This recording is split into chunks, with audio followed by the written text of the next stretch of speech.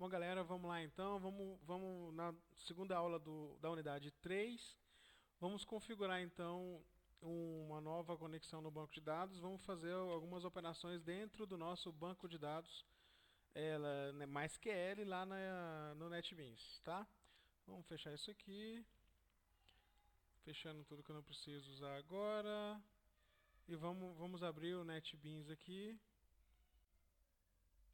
Bem, vamos ver aqui quais bancos de dados nós temos rodando no nosso servidor MySQL, tá?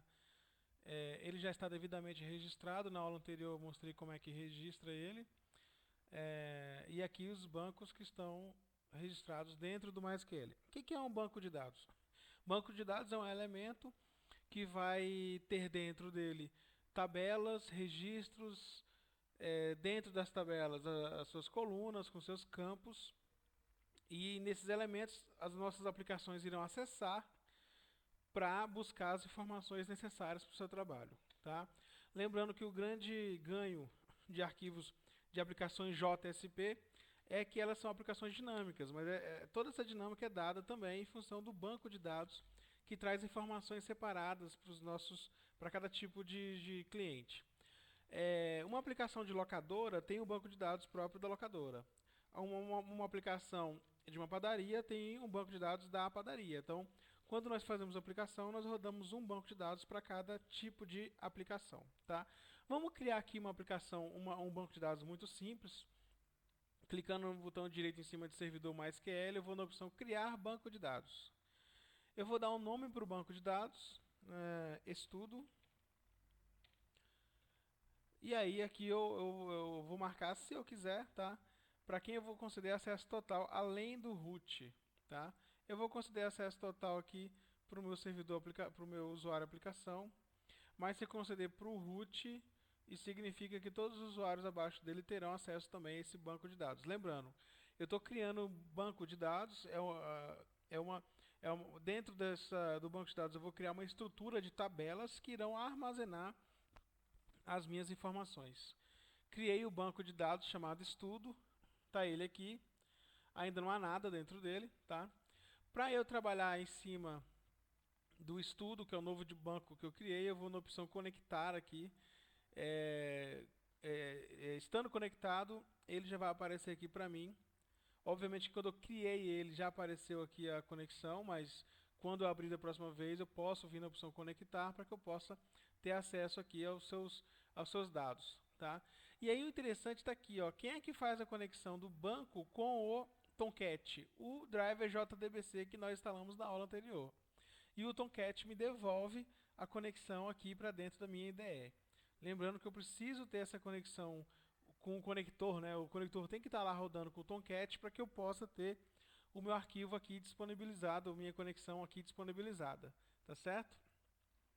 Vou clicar aqui no objeto estudo, que é aquele que eu conectei agora há pouco, tá? Conectei e já aparece aqui para mim conectado dentro do drive JDBC, dentro da árvore de drive JDBC. E aqui no NetBeans eu posso configurar as tabelas, os views e os procedimentos, os procedures. O que são procedures? São ações e lote que eu vou executar dentro do meu banco de dados. São procedimentos mesmo, assim como nós criamos procedimentos também nas nossas aplicações. As views são as visualizações que eu tenho no meu banco de dados. São metadados que eu utilizo para poder fazer visualizações de maneira integrada e agrupada no meu banco de dados. E as tabelas são os locais, são as entidades de banco de dados onde eu coloco a informação propriamente dita. Tá? Então, estudo é o meu banco de dados e dentro do estudo eu vou colocar aqui meus elementos. Aqui no NetBeans eu tenho esses 3 tipos de elementos, mas no Workbench, por exemplo, eu teria mais elementos para trabalhar. Tá certo? Vamos aqui em tabela, botão direito sobre o item tabelas e vamos criar uma tabela. Qual vai ser o nome dessa tabela? Eu vou colocar aqui alunos. Alunos é o nome da tabela. Toda tabela, para existir, ela precisa ter colunas, que é onde a informação vai estar propriamente dita, né? A informação propriamente dita vai estar. Então, agora eu vou começar a inserir colunas na minha tabela. Adicionar coluna. A primeira coluna que eu vou adicionar é a coluna ID, que é um código numérico que vai identificar o meu registro. Aqui eu posso escolher o tipo de registro que eu vou trabalhar. Eu vou colocar aqui int de inteiro, tá? Aqui eu posso responder outras opções. Eu vou deixar esse campo ID como sendo chave primária, ou seja, ele não poderá se repetir, ele é um item exclusivo, não pode ser nulo, tá? E é um código que vai identificar o meu registro. Clicando em OK, está aqui a coluna construída. Vou adicionar uma outra coluna chamada aluno. Tipo da coluna, vou colocar aqui tipo texto. E pode ser nulo, sem problema, OK.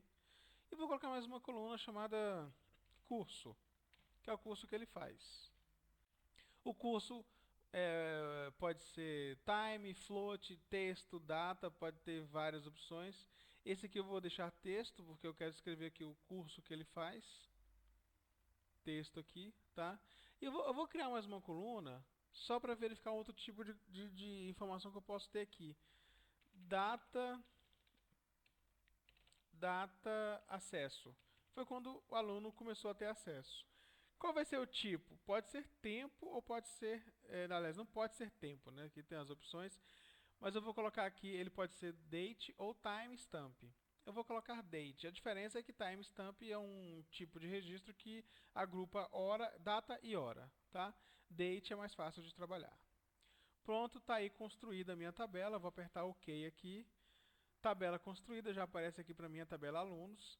Quando eu clico em alunos, me aparece aqui as colunas, tá certo?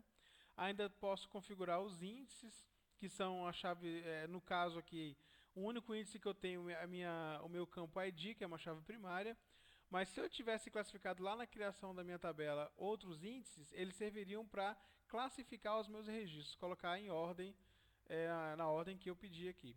E chaves estrangeiras são conexões que eu posso fazer dessa tabela com outras tabelas, tá? Está aqui criada então a tabela alunos. Se eu clicar com o botão direito aqui, eu posso fazer as configurações em cima da minha tabela. Eu clicando aqui em exibir dados, ele vai me exibir todos os dados que tem aqui na minha tabela. Então eu tenho os campos aqui ID, aluno, curso e data de acesso. Todos ainda estão vazios porque a tabela não foi inserida nenhum campo. Se eu clicar com o botão direito aqui no grid que mostra os registros, botão direito, opção inserir registro. Aqui eu posso fazer uma inserção simples de registro. Registro número 1, o nome do aluno aqui. Clicando aqui sobre a coluna, botão direito, editar dados, eu vou inserir aqui o nome que eu quiser para o aluno, vou colocar aqui o meu nome, OK. Curso, editar dados, vou colocar aqui informática. E data de acesso, pode ser a data de hoje aqui, já colocou para mim aqui. Clicando em OK, eu já tenho aqui meus dados, tá? A primeira linha que eu tenho da minha tabela já está aqui devidamente preenchida. Deixa eu fechar aqui esse campo de edição aqui. Vou dar mais um exemplo aqui. Botão direito, executar comando. Aqui eu executo comandos SQL em cima da minha tabela. Então, eu posso digitar o comando select asterisco from alunos. Se eu executar esse comando, ele vai me mostrar aqui os registros da minha tabela. É um comando SQL que eu vou executar aqui. Eu posso, por exemplo, alterar um registro. Update alunos, set aluno igual Gilson Borges, where quando aluno foi igual a Gilson. Eu clicando aqui executo esse comando. Aqui está falando que ele fez alteração em uma linha. Vamos dar um select de novo? Select asterisco from alunos. Ele vai me exibir aqui Gilson Borges com a alteração que eu acabei de fazer. Bem, recapitulando, eu criei um novo banco de dados dentro do meu MySQL chamado estudo. Quando eu crio o banco de dados, eu vou aqui no meu driver JDBC MySQL, vou no banco estudo, que eu acabei de criar, e posso aqui configurar minhas tabelas. Para criar uma nova tabela, botão direito no item tabelas, criar tabela, e posso ainda executar comandos SQL dentro do meu banco.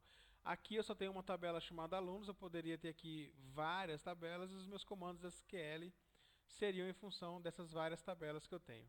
Assim eu encerro essa videoaula e na próxima nós já iremos trabalhar com uma aplicação rodando com o nosso banco de dados. Até mais.